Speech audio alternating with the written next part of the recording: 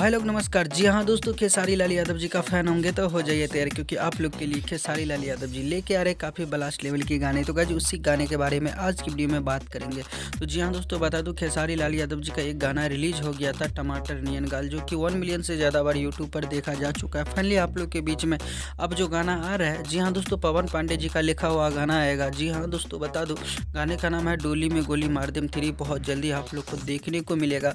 और सारेगामा हम भोजपुरी से एक और ब्लास्ट लेवल के गाने आएंगे, जिस गाने का नाम आप लोग को पता ही होगा, जो कि नागिन सॉन्ग आने वाला है बहुत जल्दी। इसी तरह का अपडेट अगर चाहते हैं रेगुलर पाना, तो चैनल को सब्सक्राइब करके बेल आइकन प्रेस कर दे, ताकि भोजपुरी का कोई भी अपडेट आएगा तो सबसे पहले आप देख पाएंगे। तो आज के वीडियो में गाइस इतना ही था। नए वीडियो के लिए तैयार रहिएगा, कोई भी अपडेट आएगा तो सबसे पहले देख पाएंगे। धन्यवाद दोस्तों, मिलते हैं नए वीडियो में।